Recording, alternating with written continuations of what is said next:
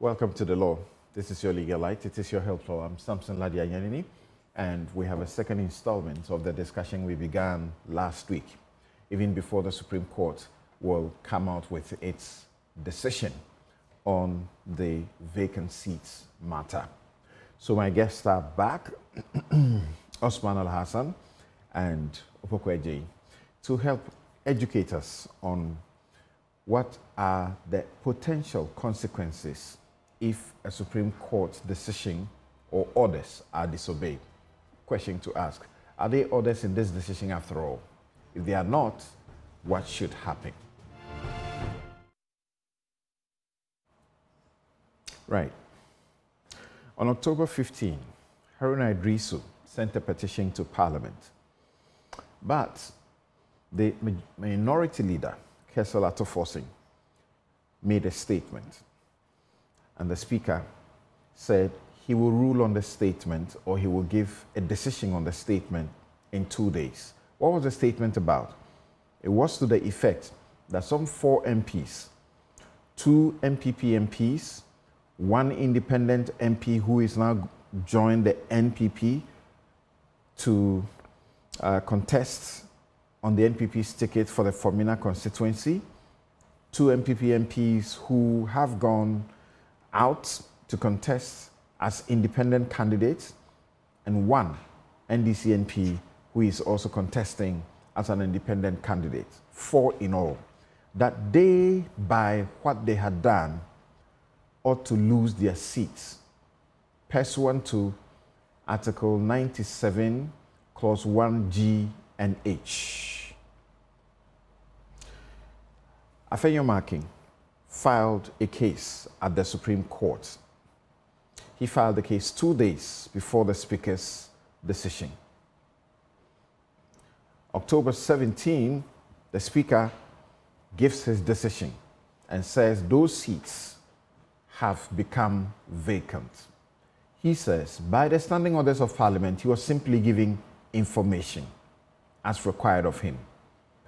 The next day, October 18, the Supreme Court issues an order staying execution of the orders of the decision of the Speaker, i.e. suspending the implementation of that decision. Since then, there have been attempts to recall Parliament 2 times. All of it have not yielded any results. November 12th, the Supreme Court delivers its judgment on this situation. We'll go through the judgment right here on this program. So, let me begin by taking your preliminary comments generally of the judgments of the Supreme Court. Yes, Opokweji. Well, in 2 parts. First of all, I agree with the reasoning given by the Supreme Court on the Speaker's decision. But I disagree that the court had jurisdiction to deal with it. I think that it should have referred the matter to the High Court, or they should have stopped at that they have the jurisdiction to deal with the Speaker's decision because it is an interpretative matter. But then left it for whoever was interested to go to the High Court, for the High Court to determine whether or not by the conduct of those 4 MPs, their seats are vacant. So you subscribe to the dissenting opinion, the 2 judges who said the Supreme Court doesn't have jurisdiction? In deciding whether or not the 4 MPs have left their seats, whether their seats are vacant, that decision, I think, should have been left for the High Court. But the Supreme Court... Which is what the minority, Justices Avril Lovelace Johnson and Isifu Moro Tanko Amadu have said. That the Supreme Court had no business entertaining the suit. No, that's not what I'm saying. The Supreme Court had jurisdiction to deal with whether or not the Speaker's conduct breached the Constitution. But they had no jurisdiction, as far as I see, my opinion, respectfully, to determine whether or not those seats are vacant. Okay. In two different parts. So they had jurisdiction to interpret? Yes. But they had no jurisdiction to do what? To determine. You see, here we are looking at the Speaker's conduct. Did the Speaker have the right to determine whether those seats are vacant or not? That's why I'm saying the Supreme Court had the jurisdiction to look at whether or not the Speaker had the right to determine whether the seats are vacant or not. But then to determine whether the seats are vacant, that decision should have gone to the High Court for the High Court to make. Okay, that sounds a bit technical, but you appreciate it as it unfolds. What do you say? Well, for me, my preliminary comment is not actually about the case. It's about what the impression of judicial independence or dependence that it gives. Because this, for me, the case has given us the worst manifestation of the Supreme Court not doing what is expected, because it is supposed to be an independent body that should give decisions based on fidelity to law. But from everything about the case, why do I say the perception is worsening? This is a case, we are in a situation where we have pending case over which people are demonstrating for hearing. And this is a matter that came to the Supreme Court, and in less than 24 hours, it got a hearing. 2, there was an order made according to rules not known to many lawyers, against the known rules of practice. And surprisingly, that was unanimous. And the basis for making those orders was simply to make government MPs majority in Parliament. And it's stated in that order. And it's unanimous. The unanimity makes it worse, because at least without hearing, with something novel about it, we expected someone, at least within the 5 judges, to have noticed that, at least dissented, that this is not right. Now, but let me close it by saying that, the Supreme Court, even in the main decision, hasn't been candid with us. Why do I say so? They said they wouldn't have been interested in the matter, but for the subsequent processes filed by the first defendant. So here, which means that they are acknowledging that, but for the processes filed by the Speaker or on behalf of the Speaker, they wouldn't have decided, or they didn't have jurisdiction. But they had the opportunity to decline jurisdiction before the Speaker filed those processes. And that was the time of the application for the ex parte order.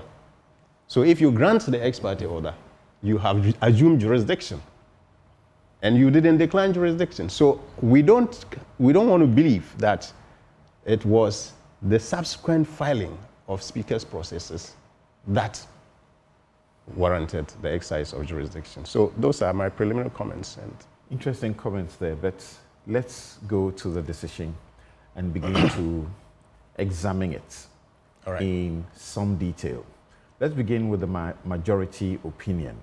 In majority opinion, the lead opinion was rendered by Justice Vacant Seats. Now, he said, and I quote, the one you are seeing on the screen is a concurrent decision. So he wrote to support Justice Vacant Seats. Justice Vacant Seats said, quote, "The suit essentially hinges on a pure question of law, specifically the proper construction of Article 97(1)(g) and (h) to establish the legal threshold for triggering its provisions without delving into factual disputes regarding seat vacation in Parliament Bokoje was hinting at that, which properly lies within the High Court's purview under Article 99 of the 1992 Constitution. Accordingly, to the extent that the exclusive preserve to settle a matter of interpretation under Article 2.1 and Article 131 and 2 lies with the Supreme Court, it is incumbent on this court to exercise jurisdiction and resolve the interpretation for the application of the High Court. What do they mean by this? Well, I can only guess that they mean should any future dispute arises, the High Court should apply this interpretation given by the suit case, in this case, Afenyomakin versus Speaker and Attorney General. You're saying in future? In future. If there is any dispute about vacancy of seats in Parliament, yes, the Supreme Court says it's not their job. It is for the High Court. Apply. But the High Court must apply the decision they have arrived at. Yes, that is my understanding. Except that in this case, the Supreme Court itself went ahead to apply the decision. That is where I disagree with them respectfully. Did they do that? They said that they are doing this because their interpretive jurisdiction has been triggered. Yes, I agree So with that. they say they are only going to interpret. Yes. Because they have interpretation power. Yes. And the power to determine whether a seat is vacant, they know that's to the High Court. So they are interpreting for the High Court to apply. They went on to say they have concurrent jurisdiction. The fact that the High Court has the jurisdiction under Article 99 to determine whether a seat is vacant or not, or any matter dealing with the election to Parliament, does not oust their jurisdiction to deal with that matter. My understanding is that on that basis, the Supreme Court went ahead to deal with the matter by concluding that those seats are not vacant. They said that the Speaker's pronouncements are in violation of the article. Yes. And therefore what he has done is null and void. Yes. Did they say that the seats in respect of these 4 MPs are not vacant? I cannot readily go to the page where I think they said this, but my conclusion from reading it is that the Supreme Court concluded that those seats are not vacant. Are you admitting that you can't find clearly stated there that those seats are not vacant? No. But there is meaning to be drawn out of what they said to say that the seats are not vacant. If the Supreme Court concludes that the Speaker has no rights, and I agree with them, to determine whether or not a seat is vacant. Right. So what the Speaker did is not right. It's unconstitutional. It's unconstitutional. Then the Supreme Court is simply telling us that those seats are not vacant. Okay. Let's read the part of the conclusion by the same judge who wrote the lead opinion for the majority. Okay. He said, in the end, we reiterate that on a true and proper interpretation, Article 97(1)(g) only requires that an MP must vacate their seat if they leave the party under which they were elected to join another party or become independent and seek to remain in Parliament under their new political status.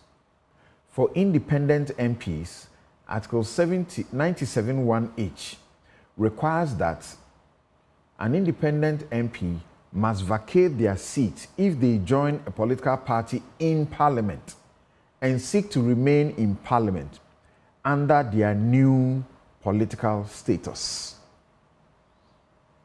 Yes. Yes, Samson, thank you for bringing this up. This is exactly what I was saying, that the court has concluded that they have not left their parties, and so their seats are not vacant. Mm-hmm. That is the conclusion. That if I may, that they have not, they do not seek to remain in parliament under their new status, so that if you take Fomena MP, Esiama, he does not seek to remain in parliament under his new status as the MPP candidate, as an MP. Yes. Therefore, he hasn't lost his seat. Yes. If you take Cynthia Mamle Morrison and Kojo Asante, they have moved from MPP to independent. Yes. They don't seek to remain in parliament as independent members of parliament. If you take the NDC MP, he has moved to become independent. But that independent is for the future. The 9th parliament. He is not seeking to remain in parliament as an independent MP. Yes. Therefore, he has not lost his seat. Yes. They would only lose their seats if they seek to remain in parliament under their new status. Yes. I agree with that conclusion. Okay. If I remember last week, that was the position I urged. Right.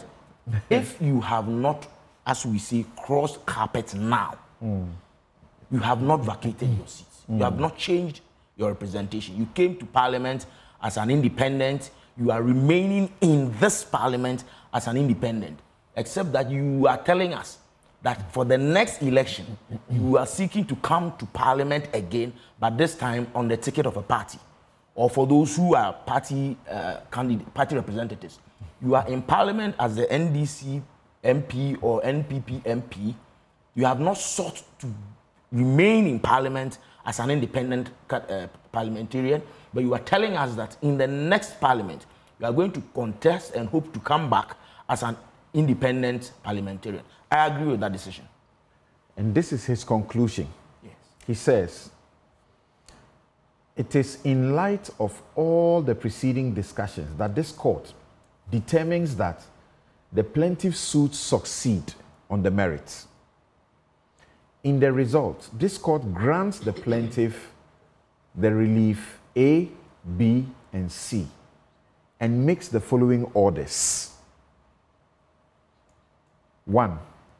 An order declaring the interpretation placed on Article 97(1)(g) and h as inconsistent with the true meaning and import of that article. That's all. Yes. What reliefs? It didn't. He didn't say here. So this is the order. He didn't say that the MPs have not lost their seats. But what Speaker Babing did is inconsistent with the true meaning of Article 97, Clause 1.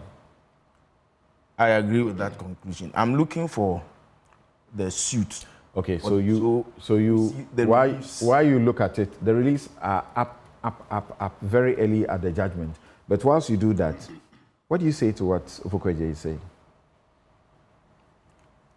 Yes. I mean, he's simply agreeing to the majority decision. Mm-hmm. But, Samson, I think these issues are overflown, but we can still make some few distinctions. You see,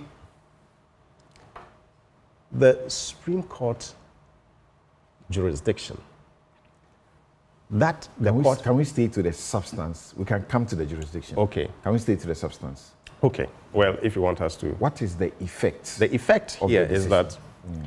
I think the Supreme Court has introduced subjective considerations into the objective requirements of the constitutional provisions and has left it at that for a trial to establish both the objective facts and the intentions of the MPs, and then come to a conclusion whether the seats are vacant.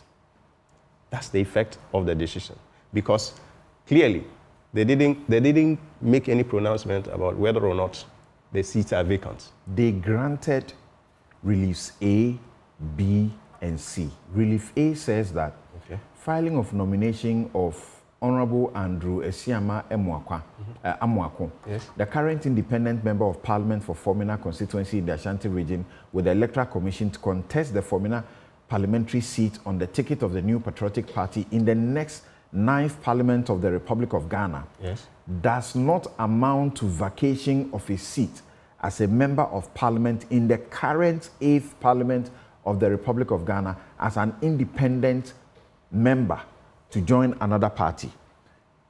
B speaks about Cynthia Morrison, that she too, having filed, does not amount to vacation of the seat. Then C, Kojo Asante, the MP for Suhum constituency, having filed to contest as independent for the next parliament, 9th, does not amount to vacation of his seat in the 8th Parliament. These were granted. Very well. So clearly, the Supreme Court contradicted itself by saying they set out from the beginning saying that this is a pure question of law, that they wanted to determine the threshold that triggers the application of the provisions, and that they are going to leave it at that for maybe the trial of fact to now establish and apply the meaning they are giving to the provisions. When you say trial of fact, you mean what? High Court? The High Court. Now, if they end up by saying they have granted these reliefs, it means that they have come to the conclusion that the High Court would have been coming to anyway after its trial of the fact.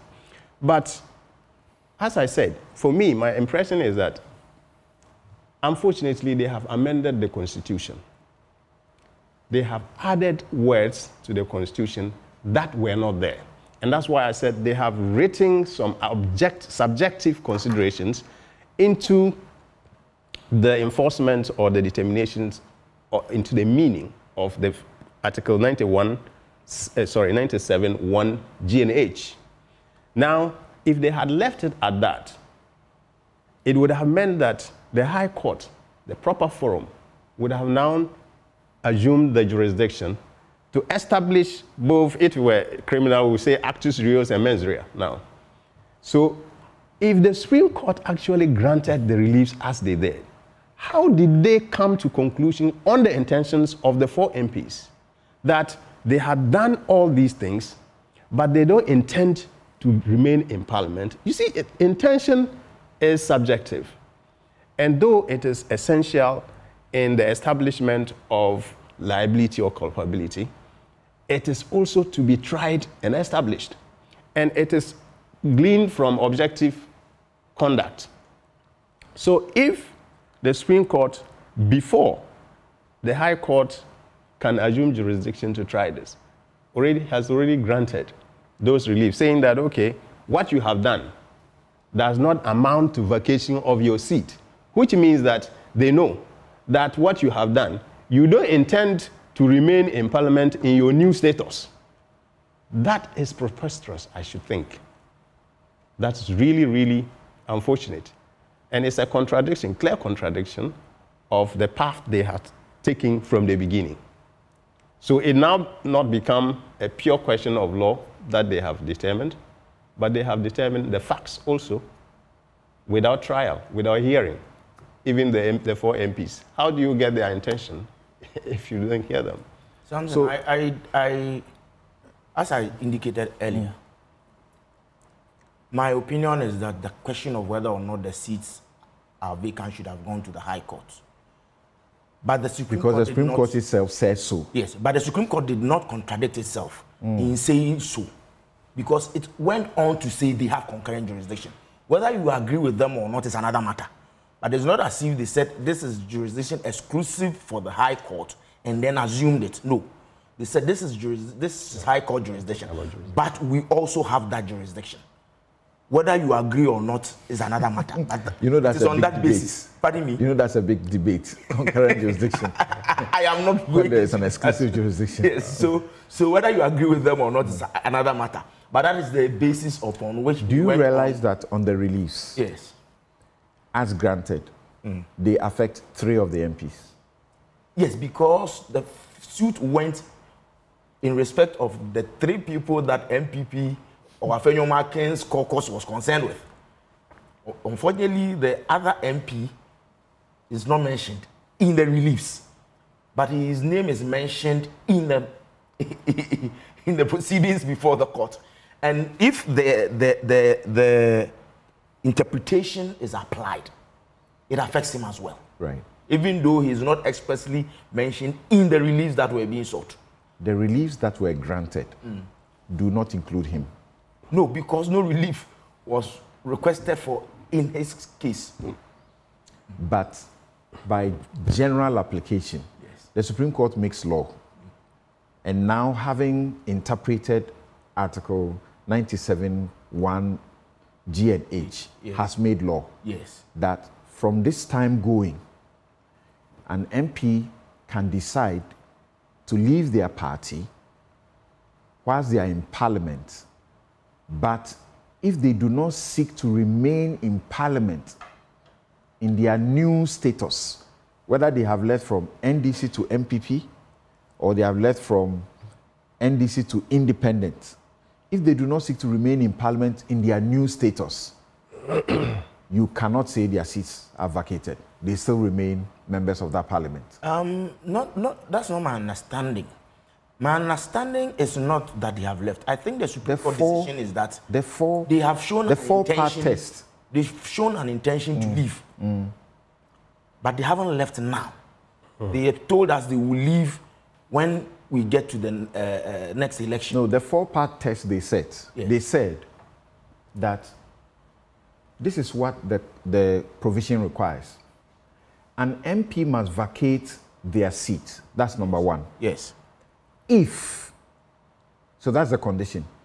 If they leave the party under which they were elected. Yes. To join another party or become independent and still seek to remain in Parliament under their new political status. Yes, I understand. So you can leave your party. Yes. But once you don't seek to remain in Parliament under the new status you have acquired, having left your party, your seat is not vacant. Where I'm coming from, my understanding is not necessarily that they have left their party by filing to contest the next election as independent candidates. I don't see it as a demonstration of their having left the party. It's an intention to leave. It's not necessarily even an intention to leave, except that some party says that if you go as independent, we will expel you. I might go as independent because I feel cheated, and for a lot of them, that was what happened during the primaries. But I still want to be with the party. I will go and contest. You will find out that some of them, even during their campaign, as independents, tell you that I'm still with the party. How is that tenable? It's not possible. Pardon me? How is that tenable? Why should society tolerate that? That you are contesting as an independent. And yet you say you haven't left your party, and you're contesting against your party's candidate. But we tolerate it all the time. The question shouldn't be... Why should society tolerate that? Does it make sense? It does to me. Because let's take those who have gone independent and won. It's because the party membership, the electorate, agree with them that they were not treated fairly. So even though they are still for the party, they will vote for you as an independent, as against the party's chosen candidate. So yes, they will be voting against the party's candidate, but they see you, the independent, in a lot of instances, still as the party's representative, though not official. Okay. You wanted to say something? Yeah, you wanted to say something. Yeah, when he was talking, you wanted to. Yes, you know, these things get me a bit conflicted within, because it is a clear contradiction to say that someone has left the party. He's saying the person hasn't left. No. In fact, he intends to leave. It doesn't matter that they have gone to register but let's with make another party or let's something. make a distinction between what we think these people have done and what the Supreme Court judges have said. The Supreme Court judges have set general conditions, not necessarily to these people alone. They have set general conditions. So if we want to deal with the general conditions, that's fine. But if we want to now take the Supreme Court decision and apply it to these people, the 4 MPs about whom we are talking, that is also a different thing. We can delve into it.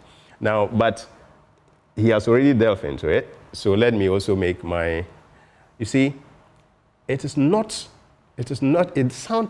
impossible in my mind for someone to say that I belong to MPP or NDC in Parliament, but I don't belong to the party outside Parliament. Or I belong to the party outside Parliament, but when I come into the Parliament, into chambers, parliamentary chambers, I don't belong to the party. Now, if we want to say, if we want to determine whether the person seeks to remain in Parliament and his new status or old status, what are we going to use to determine that? That's why I said in every legal proceedings, the new status would have been that, the way to determine it would have been that. Yes. I am MPP. Yes. I came to Parliament as an MPP MP. Yes. I don't want to go into the next Parliament as an MPP MP. Yes. I want to go as NDC MP. Yes. I have gone to register with the NDC. You've joined the NDC? I have joined the NDC. Means I have lost my membership with the MPP. But in Parliament, I am still sitting with the NDC. So I haven't lost my seat. So is the sitting with, that is now the determinant of the intention to remain as independent or not? Sitting with. Then it means a CMA has lost his seat automatically. Because if we apply the decision of the Supreme Court to a CMA alone, I'm leaving the other 3 out. Because he has left his independent status into the MPP caucus, and he's sitting with them. And in fact, they count him as the 138th member to give them majority. So already he's sitting with them. He's left his independent status. If you say he didn't leave it, then you must give us further pointers or determinants of what we heard when to say. Morrison. No, let me we finish. Heard her. She said that. She said that. No, but let me finish Look, with the SMA. I'm contesting as independent. No, but let me finish with the SMA. I am in the House. I am with the MPP. No. It. You shouldn't listen what to does that mean? What does that mean? It is not what you say. You see, law usually is a matter of effect. The effect or natural or necessary consequence of what you have done in fact. You see, so if we leave that and we want the MP, we are now leaving everything to the undisclosed intention and subjective mind of the MPs. This is absurd to you. That is absurd. And that's why I'm saying, but let me finish with the case of the Esiaman. Esiaman, at the moment, has joined the MPP party after leaving the independent status in Parliament to join the caucus and be counted as the 138th member. He now joins the party. How do we know that? He has joined them because at the you cannot contest on the ticket of the MPP. No, yes, if you are not without being a member. Correct. So, but he has joined them for the future, yes. not for now. No. For now, he's still independent in Parliament. Forget, you see, a factual decision or an event made to happen that happens today can have dual effect, future and present. I don't know why they are not looking at the possible present effect. But what I'm trying to say is that Mr. Esiaman at the moment, if you apply exactly what the Supreme Court has said in the ruling to him, the seat will be vacant. Interesting. Now hold on. Now, because he's an independent candidate that came into parliament. That's why I get it. You have said it. You have Right. said it. The question has been asked, like he's saying that the decision, the substantive decision, is absurd. It doesn't make sense. And people ask the question, imagine Afenyo Marking, the majority leader, deciding that he doesn't want to contest the next election on the ticket of the MPP. Let's say he goes to contest on the ticket of the NDC, or with Alan Chermanting, or with Cheddar, or anybody. Will the NPP entertain him in the House as one of us? Or that shouldn't matter? It should matter. I'll come to this, but let's use the same example he gave of Esiama. Esiama from day one has been sitting with the MPP. It's not a new decision that he has taken. That's a problem in the House they need to solve. I understand with their new rules, they have sought to solve them. From day because one. if you go there as an independent, there's no place for you. You must join another one. You must join the right. majority of So majority. let's stick to this one. Yes. Yeah. So now, can you imagine that they are having their caucus, they are dealing with their secrets, and Afenyo has left, but he must still join them and listen to them? you see, there are two different issues here you are looking at. Okay. Whether or not that person has crossed carpet. No. If he has crossed carpet, join the NDC, and says, I'm going to contest the next election on the ticket of the NDC. In my opinion, I haven't joined them. He has crossed carpet.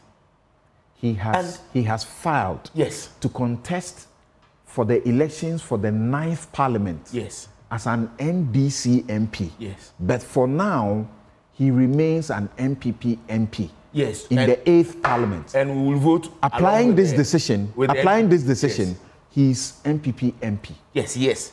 But I don't expect the party. That's what members of the public are asking. And I don't expect the Does it party make to sense tolerate to you? him.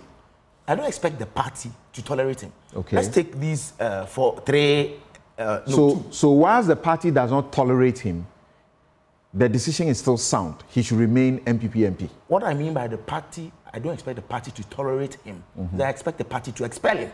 If the party expels you, you are no longer in parliament on the ticket of that party. Your seat will be declared vacant. That's right. Because you've been expelled from the party on whose ticket you came to parliament. But I find it absurd and dangerous that any party will tolerate you crossing carpet to join the opposition and then say that because my intention will only be in the next parliament, allow me to remain. Remember that by this decision, carpet crossing, properly so to speak, Yes. is what you do within the house, Yes. not outside the house. Yes. So if you say, I'm NDC, Yes. in the next election, I want to contest on MPP ticket, Yes. and you go and file as an MPP member. Yes. But in Parliament, you are still sitting with the NDC. You have not crossed carpet. You have not. But I don't expect the party to keep you there. I expect the party to expel. So members of the public, do you agree with them when they say the decision, there's a problem with it? It's not sound. You see, It's not realistic. It's not real. I disagree. You see, but we are faced with this issue because there was no trial, so to speak, to find out even the intentions, as my friend has said, of the 4 people. The court is not saying that. Let's stick with the court's permutation of when you lose your seat. If within the same parliament, you now want to assume a new identity, then you lose your seat. But if you have a new identity outside for the future, but not right in that parliament, you have not lost your seat. Yes, I agree with it. Except I'm saying that if your new identity is now to join the opposition, I don't expect the party to maintain you as a member. I expect them to take you through whatever their disciplinary procedures are, expel you, and inform Speaker that we've expelled this. But if your new identity is to contest as an independent, yes, you won't say the same thing. No, the party itself may want to work with you should you win. We've seen it happen. Okay. Should you win and come back to parliament, the party may want to keep you. Even for these people now, if the party should kick in, both parties, either party should kick in their disciplinary procedures and expel them, it is my opinion that they cannot remain in this parliament once they are expelled by the party. All right. The question has been asked because this has come up as very topical. And what am I referring to? We have Thaddeus Sori, Kweku Ansan-Sari, Kwame Akufu, and a host of other lawyers who say that the judgment given by the Supreme Court is not accompanied by any orders, and therefore, like Kwame Akufu says, quote, it is without teeth and grip. It means practically, it's not something you can enforce. Kofi Abochi doesn't seem to agree. Justice William Matuguba appeared to say it's simply unenforceable. Let's listen to them. It's a brutal fulman.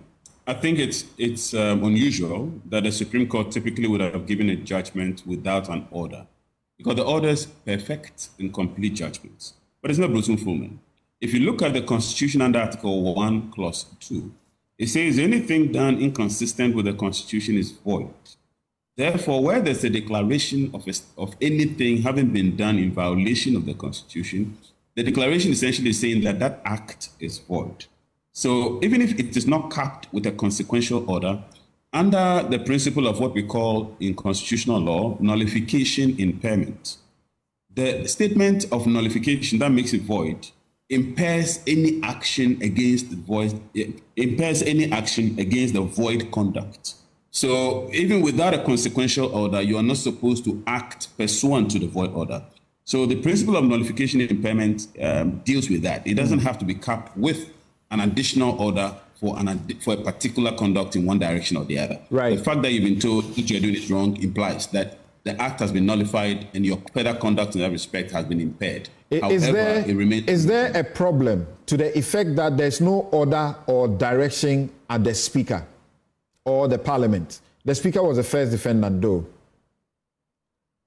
Not at all. That's the point I'm making about the nullification impairment. But it's important to put this in context. I think one thing that lots of people haven't realized, that the Speaker really did not make any orders for purposes of him being injuncted and therefore for purposes of him being given orders. In other words, the Speaker made a declaration of a status quo. What the Speaker did was to declare that seats have become vacant pursuant to Article 97. So he simply declared the status quo per the Constitution.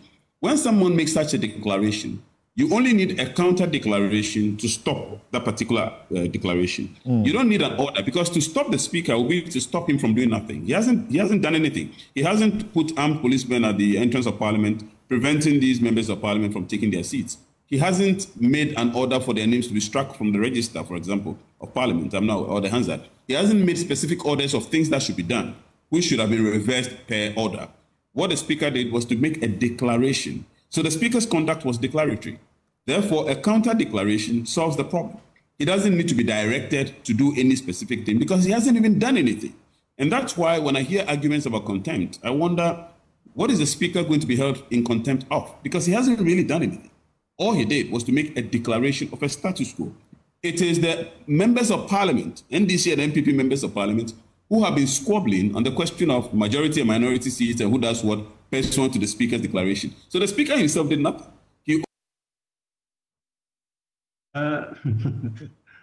There's a novel constitutional interpretation and principle. I'm sorry, I cannot agree with that. To all due respect to them. The cardinal question is not the ratum of the matter that to deal with. Is jurisdictional matter. Jurisdiction, I mean, as like lack of capacity, it's like an axe. When it falls, it falls. That is it. So it's not a question of good intendment, it's a question of existence or non-existence of the jurisdiction. So you don't want to excise one part of a matter relating to a jurisdiction and transfer to another body and start dealing with it. It is the corpus of the subject matter is about vacation of seats in Parliament. That's the corpus. Afenyo Makin didn't go to the Supreme Court simply because Bagwen was interpreting an article, because it affected the vacation of seats. That was the substance of the matter. So you cannot, I mean, it's an established principle of the courts that however you camouflage your course of action, which properly should belong to another forum, I mean, you'll be be directed to that forum. You essentially agree with Thaddeus Sore, Kuku Ansan Sare, Kwame Akufu, that the judgment is not accompanied by any orders and therefore, like Kwame Akufu puts it, without teeth and grip. Well, that is as regards its enforceability. Yes, the Constitution itself, I mean, says so. Because Article 2 doesn't stop at declaration. It goes further. Say the Supreme Court shall, for the purposes of a declaration under Clause 1 of this article, make such orders and give such directions as it may consider appropriate for giving effect or enabling effect to be given to the declaration so made.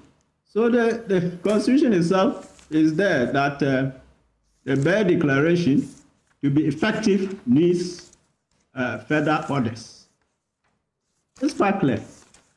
So if you just stop at a declaration, I mean, it has legal force, but the enforceability aspect of it is absent.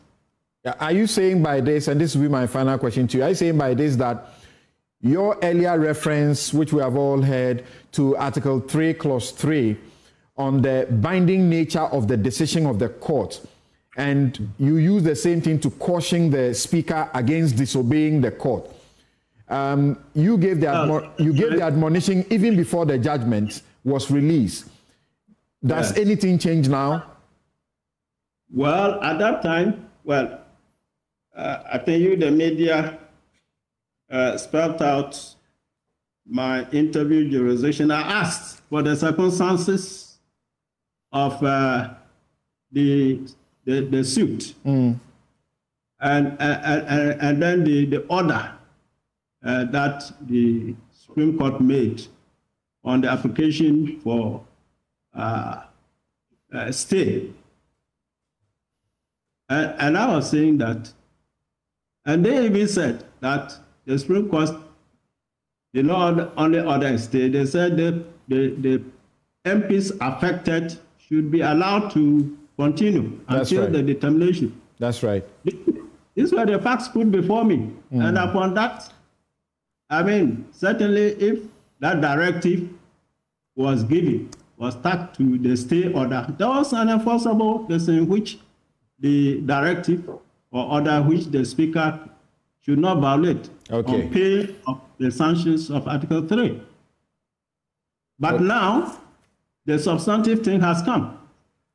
And that interim order has lapsed following the determination of the substantive matter. And the substantive matter stands as a bare declaration. So, I mean, it's quite... All right. So you've been listening to Professor Kofi Abuchi and Justice William Atuguba. So that's a question. Where do you stand? That this judgment is enforceable or is not enforceable? What does it mean to say it is enforceable or it's not enforceable? You see, the problem even started with the nature of the declaration itself and the fact that someone had to go to the Supreme Court just because of that declaration. But, I mean, I don't think there is anything more to be said. That the Constitution itself expects that when you make such a declaration, that someone's conduct is unconstitutional. You shall, and it's mandatory, that you shall follow it with the consequential orders to make it effective. For the effectiveness of that declaration, you need to make further orders. The Constitution says to give effect or to enable effect to be given to the order. You see? So it means you have to give other orders to give effect to the declaration you have made or enable effect to be given to that declaration, which means that, as the learned justice said, it is in contemplation of the Constitution that when you make such a declaration, you need to follow it with the consequential orders. So, to be honest, what the effect of this judgment is simply to nullify what the Speaker had done. That's it. So we have been discussing disobeying orders of the Supreme Court and the consequences, Yes. which last week you mentioned include you can be cited for contempt of court, and if the orders derive from Article 2, Yes. then you could be prosecuted to go to prison for 10 years, and after 10 years, you will also be prohibited from taking public office for another 10 years. Yes. Is that capable of applying in this case? No, not at all. Why? Because there is nothing positive that has been ordered by the Supreme Court for anyone to do. And you cannot expect that if someone, in fact, there's nothing that will be done, there's nothing that's, the only thing that will be done to be considered as a violation of this declaration is perhaps when the 4 members are restrained from participating in parliamentary business. If they are going and they are stopped? Yes. Or they are not allowed to? They are not allowed to go in or participate in the business of Parliament. That is when we can say that this declaration is violated because, and it is so because they have granted the reliefs. They mention the reliefs and we know what the reliefs have said. Okay, yes. And they've granted that. You see, the wording of Article 2 would suggest that so long as the Supreme Court makes a declaration, it must make orders to give effect to the declaration. But I don't think that is what it means. Let's take the present circumstances. Apart from the Honorable Speaker's declaration, was anything done which should be undone? I don't remember any. Is the Speaker, by this judgment, is he expected to do anything? I expected that Parliament would then have written to the EC that this. No, I'm saying by this judgment, Yes. is the Speaker expected to do anything? No. Which, if he doesn't do, he will be No, he's not disobeying. expected to do anything. We've gone to the situation before he made his declaration. So the people are still members of Parliament, the 4 of them, and can walk into and conduct parliamentary business. If they are stopped, as my friend has said, if they are stopped from participating in parliamentary business, then the acts can fall on them. So But the he's not judgment is expected- not asking the Speaker to do anything. He's asking the Speaker to disregard his ruling. The judgment is asking the Speaker to disregard his ruling that those 4 are no longer members of The Parliament. judgment has disregarded or is asking the Speaker to disregard. The judgment says that the Speaker's declaration is a nullity. Right. So those people are still members of Parliament. But a judgment is not asking the Speaker to do anything. You may infer that it is asking the Speaker to recognize them, to continue recognizing them as members of Parliament. But he doesn't have to do anything. He can only do something which is against the judgment. But he doesn't have to do anything to give effect to the judgment. If the court were to give orders, those consequential orders will be to give effect to the declaration. But there's nothing to be done to give effect to the declaration. Does it take anything away from the judgment? I don't think so. Does it? You mean the absence of the orders? Well, it really has no, I don't see any effect, negative to the judgment. Okay. Yes. Thank you very much. This has been The Law. It's your legal light. It is your helpful. I'm Samson Ladianyanini, and my guests have been Osman Alhassan and Opoko Ejei, who joined us last week to teach you about the consequences of disobeying orders of the Supreme Court. And we continue today that the judgment is out. Have a good afternoon.